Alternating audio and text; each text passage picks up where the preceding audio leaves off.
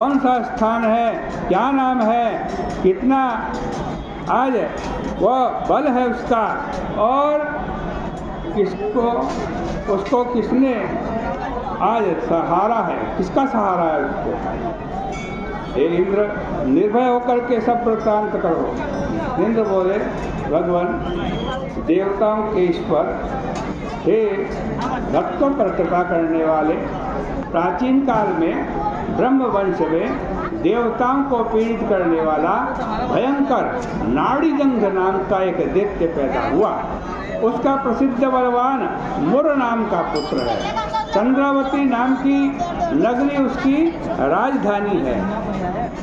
उसमें रहते हुए उस बलवान दुष्ट दैत्य ने संसार को जीतकर देवताओं को अपने बस में करके स्वर्ग से हटा दिया।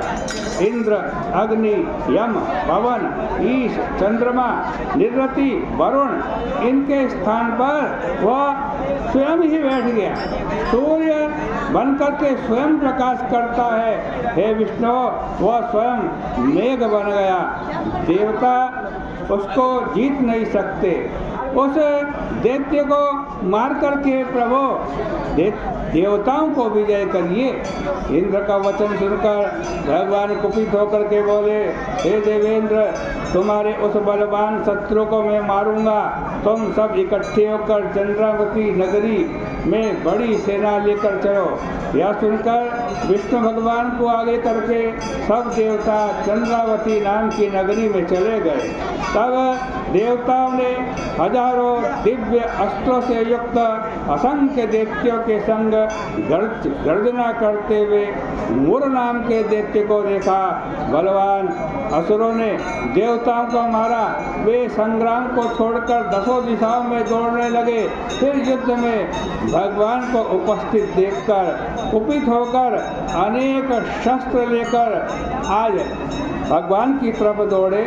शंख चक्र गदा धारण करने वाले भगवान ने उन असुरों को अपनी तरफ दौड़ते देखकर सर्प के समान बाणों से उनकी देह को घायल कर दिया। भगवान के हाथ से सैकड़ों दैत्य मारे गए। अकेला मुर दैत्य वहाँ खड़ा होकर बारंबार लड़ता रहा। भगवान ने जो जो शस्त्र उसके ऊपर छोड़े वे उसको फूल के समान प्रतीत हुए। वे अस्त्र उसके तेज से कुंठित हो गए। जब भगवान शस्त्र अस्त्रों के प्रहार से उसको न जीत सके तो कपित होकर वह दैत्य अपनी परिघ के समान भुजाओं से आज भगवान से लड़ने लगा। उसने देवताओं के 1000 वर्ष तक भगवान से युद्ध किया। उससे थककर भगवान बद्रिकाश्रम को बढ़ा गए। वहाँ हेमवती नाम की एक बड़ी सुंदर गुफा थी।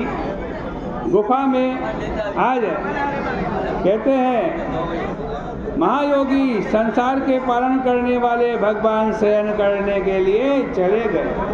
हे धनंजय, उस 12 योजन की गुफा में एक ही दरवाजा था। मैं उसके भय से डरा हुआ उस गुफा के अंदर शयन करने लगा। हे पांडुनंदन, मैं उस महायुद्ध से थक गया। वह दैत्य उस गुफा में मेरे पीछे लगा हुआ चला आया। मुझको वहाँ सोता हुआ देखकर वह दैत्य मन में सोचने लगा कि दैत्यों के मारने वाले इस हरि को आज मैं मारूंगा। उस दुष्ट बुद्धि के ऐसा विचार को समझकर मेरे देह से एक प्रकाशमान कन्या उत्पन्न हुई। हे पांडुनंदन, दिव्यास्त्रों को लेकर वह देवी युद्ध के लिए उपस्थित हो गई।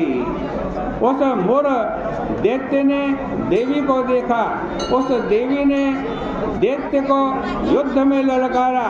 तब मुर दैत्य लड़ने लगा। उसके साथ वह लगातार युद्ध करती रही। उसके संग्राम को देखकर वह आश्चर्य करने लगा। वह विचार करने लगा कि यह वज्रपात करने वाली भयंकर कन्या किसने रची है। यह कहकर वह दैत्यराज उस कन्या से युद्ध करने लगा। फिर उस महादेवी ने शीघ्रता से उस बलि दैत्य के शस्त्रों को तोड़कर क्षण भर में उसके रथ को भी नष्ट कर दिया। फिर वह भुजाओं से युद्ध करने को बढ़ा, बल करके दौड़ा। देवी ने उसके हृदय में लात मारकर उसको पटक दिया। फिर वह उठकर कन्या को मारने की इच्छा से दौड़ा। देवी ने कुपित होकर आते हुए उस दैत्य का सिर काट करके क्षण भर में पृथ्वी पर गिरा दिया। खंडित सिर वाला वह दैत्य यमलोक में पहुंच गया। शेष दैत्य भयभीत और दुखी होकर पाताल लोक में चले गए। तब भगवान उठे और अपने सामने मरे हुए उस असुर को देखा। जगत के पति भगवान नम्रता पूर्वक हाथ जोड़े खड़ी हुई कन्या को अपने सम्मुख देखकर बड़े आश्चर्य होकर के बोले, इस दुष्टात्मा दैत्य को संग्राम में किसने मारा है? जिसने गंधर्व, इंद्र, मरुदगण सहित सब देवताओं को जीत लिया, जिसने नाग और लोकपालों को खेल खेल में जीत लिया, जिससे मैं भी हार करके डर करके छुप करके गुफा में सो रहा था, उसको किसने मारा? उसको किसने मारा? कन्या बोली, हे प्रभु, मैं आपके अंश से पैदा हुई हूँ, मैंने ही इस असुर को मारा है। हे हरे, आपको सोया हुआ देखकर यह आपको मारने को तैयार हुआ। इस त्रिलोकी के कंटक का ऐसा विचार समझ करके आज मैंने देवताओं को भय देने वाले इस दैत्य को, मूढ़ राक्षस को मार दिया है।